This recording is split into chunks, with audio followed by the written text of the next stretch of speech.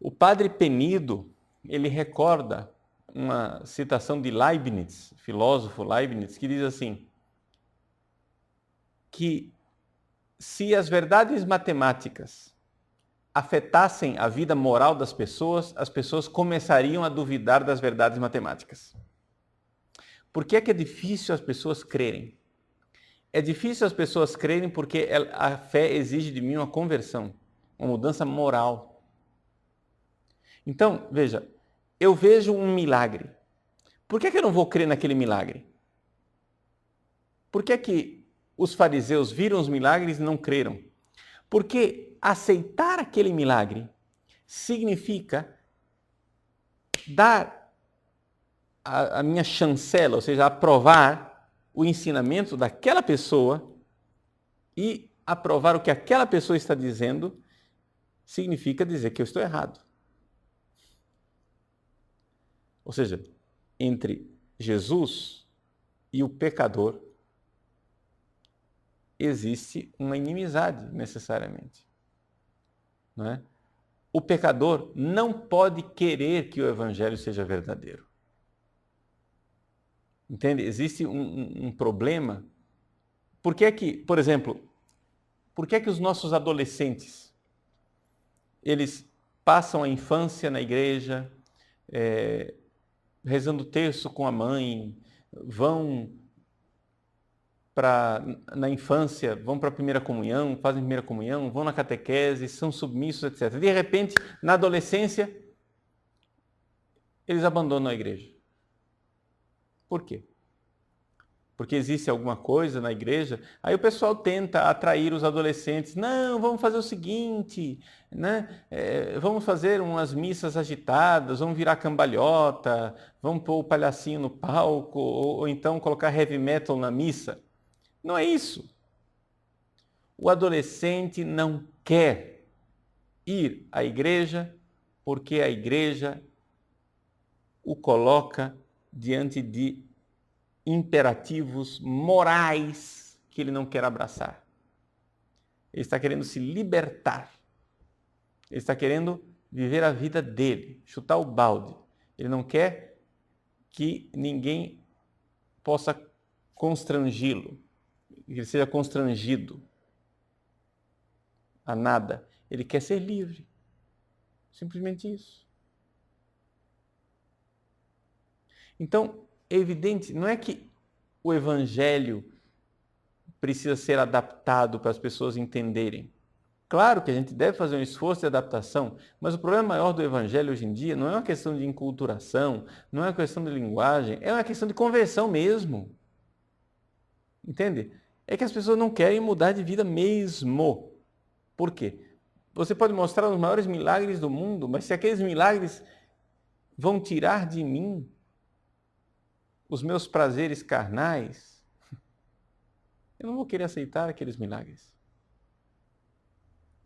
Imagine aquele homem adulto, né, já de meia idade, que está pensando em constituir uma segunda família, uma segunda união, né? Ele não vai querer aceitar o evangelho. É mais fácil para ele pensar que a igreja é uma reunião de bobocas, de gente que é tola, que não estudou nada, que ele é que é inteligente, que ele é científico, não é? Então ele continuou, Gustavo, eu não procuro, uma citação de Santo Anselmo, não procuro compreender-te para crer, mas creio para poder te compreender. Dizia Santo Anselmo. O senhor pode nos dar uma pequena luz sobre o argumento ontológico desse grande santo? Bom, aqui veja, Gustavo, são duas coisas diferentes. O argumento ontológico não tem nada a ver. O argumento ontológico é uma forma de Santo Anselmo tentar argumentar a respeito da existência de Deus, não é? A questão do relacionamento entre crer e compreender, a frase de Santo Anselmo é também fides querens intellectum, a fé que procura a intelecção. Agora, o credo ut intelligam, na verdade, a citação mais original é de Santo Agostinho, né? aqui está um pouco uma série de citações, então não sei se responder a cada coisa nos levaria muito longe fora do nosso assunto. Felipe Moreno, Padre Paulo. O Papa Bento XVI, em uma de suas mensagens, nos diz que a fé de hoje é algo que selecionamos os aspectos e criamos uma religião de nossos interesses. Nesse ano da fé, o que podemos fazer para atender seu pedido e não agir assim? Então, Felipe, é essa coisa que eu estava falando, né? A inteligência me apresenta a fé como algo apetecível. Mas se eu não tenho uma força de vontade para romper com o pecado e dizer ao intelecto creia,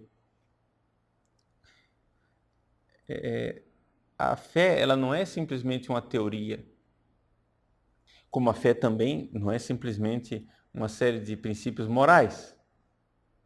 Como diz o Papa Bento XVI no início da sua encíclica Deus Caritas Est, no início do cristianismo não está nem uma série de princípios teóricos e nem mandamentos morais. No início do cristianismo está o encontro com a pessoa, o acontecimento, o evento histórico, Jesus Cristo.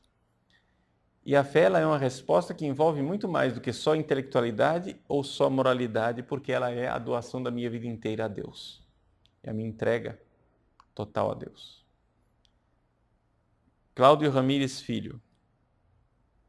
Na sua aula sobre Guilherme de Ockham, o senhor fala que ele dizia que a vontade de Deus não estava sujeita à realidade.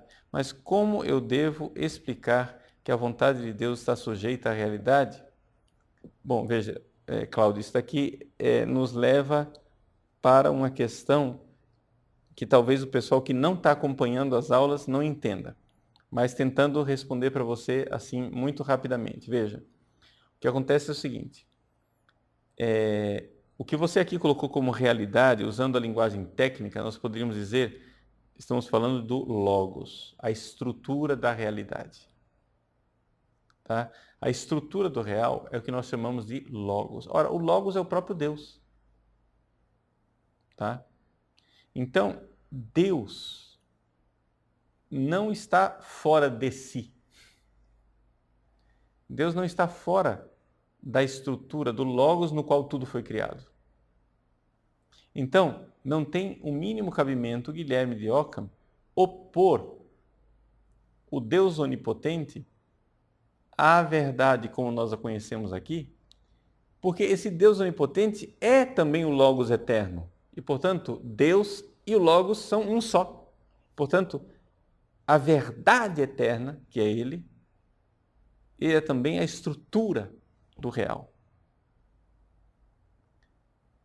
Verônica. Padre Paulo, como saber se já tive um encontro pessoal com Jesus?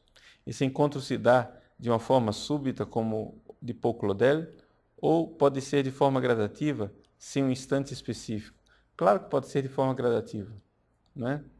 Veja, eu não saberia dizer quando foi na minha história de vida que eu tomei posse da minha fé, né? Foi uma coisa que foi acontecendo aos poucos. Eu fui batizado na infância, depois em casa acompanhava as orações com a minha avó, nós tínhamos o mês de maio, a recitação do Santo Terço, as missas dominicais, e ali eu fui crescendo nesse ambiente. Depois comecei a estudar num colégio dos salesianos, aqui em Cuiabá, no Colégio São Gonçalo, e veio então a Crisma. Foi mais ou menos pela época da Crisma, talvez, que eu tenha realmente tomado a decisão de crer profundamente. E tomar a decisão de crer, para mim, se constituiu numa coisa muito simples. Eu decidi aceitar o que a igreja me ensinava. E estava pronto para aceitar tudo que ela me ensinasse. Desde que fosse a igreja, né? Ou seja, não é o padre fulano ou o padre beltrano, estou falando da igreja. Ou seja, a igreja mãe e mestra. Então, eu me dispus a com avidez a começar a estudar o que a igreja ensinava para crer o que a igreja ensinava. E tão logo eu descobria que a igreja estava ensinando uma coisa diferente daquilo que eu acreditava, eu mudava de opinião. E acreditava no que mandava a igreja. Essa disposição, quando eu olho para trás e vejo essa disposição de mudar de ideia imediatamente, tão logo a igreja me ensine isso, né?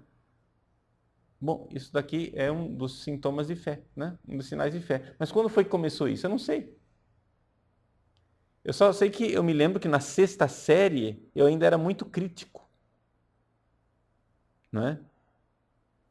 Ainda era muito crítico à igreja e eu tinha uma profunda ignorância religiosa. Na sexta série eu já tinha feito primeira comunhão, mas, por exemplo, para mim Jesus não era Deus. Jesus era filho de Deus, mas não era Deus. No meu conceito ali, não era. Eu só não era herege, formalmente falando, porque ninguém tinha me avisado que aquilo era heresia, era ignorância simplesmente, né? Mas a gente vê que houve da sexta para a sétima, ali aconteceu alguma coisa. Estou dando um exemplo meu para dizer que foi gradual, né? Então é possível, claro. Muito bem. Zeila Garcia. Gostaria que o senhor explicasse sobre a diferença do intelecto e fé em Santo Agostinho e Santo Tomás de Aquino. Veja, Zeila, a questão é a seguinte, talvez diferença entre razão e fé, não é? Porque o intelecto ele participa nas duas formas de conhecimento. O conhecimento racional é um conhecimento que se dá através do esforço natural humano. E a fé é um conhecimento de uma outra ordem, né? Vejam, tanto a razão quanto a fé podem ser vistos de forma natural. Por exemplo, existe uma fé natural quando a sua mãe diz a você, você é meu filho, não é? E você cresce naquela certeza, tranquilamente, aceitando que você é filho da sua mãe. Não há nenhuma tensão nisso. Ou quando a pessoa que colocou água para mim antes da aula, está aqui, eu tenho plena confiança de que ele não pôs veneno aí. É fé, mas não é fé sobrenatural, é uma fé humana. Essa fé humana, ela faz parte da natureza humana, porque nós não iríamos para frente sem fé. Seria impossível a vida sem fé. Você não entraria dentro de prédios com medo deles caírem, não tomaria um carro com medo dele explodir, não aceitaria a palavra de ninguém porque você não teria confiança, não teria fé no que as pessoas estão dizendo. Você tem fé numa pessoa por causa da autoridade daquela pessoa que está dizendo, porque você confia na pessoa que está falando, que aquela pessoa não está se enganando e nem enganando você. Agora, outra coisa é quando eu digo que a pessoa de quem eu estou tendo fé é Deus. Aí nós passamos para o âmbito sobrenatural, não é? Mas, veja, o que é que nós assistimos na Idade Moderna? O que nós assistimos na Idade Moderna foi um enlouquecimento da razão. Quando Descartes resolveu escolher a dúvida como método, o que acontece?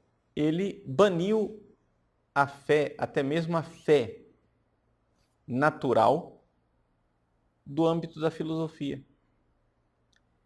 E quando você desconfia de tudo e de todos, você enlouquece. E é isso que aconteceu com a filosofia moderna, não é? Então, tanto para Santo Tomás de Aquino e Santo Agostinho, a fé faz parte, né, ela é uma atitude intelectual. com uma diferença de ênfase. Porque Santo Agostinho enfatiza mais no amor, enquanto Santo Tomás enfatiza mais a inteligibilidade. Mas as duas realidades estão presentes no ato de fé. Eu creio porque amo. Né? E o amor nasce de um ato de vontade. Agora, se você for olhar, do ato de amor, um ato de amor não é um ato só da vontade, é um ato também intelectual. Você conhece a pessoa e por isso começa a amar. Se você não conhecesse as pessoas, você não amaria. Né?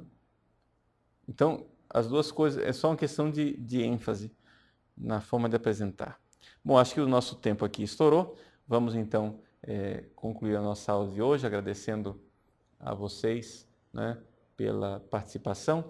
Com relação à aula da semana que vem, não haverá aula ao vivo, mas eu vou colocar para vocês uma aula de catecismo, né?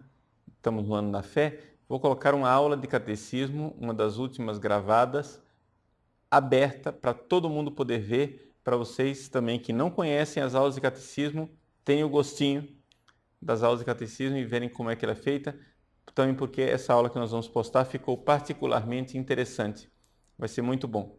Eu, na semana que vem, vou viajar, né? Porque eu vou ter que dar aula no Instituto de Teologia em Cachoeira Paulista, né?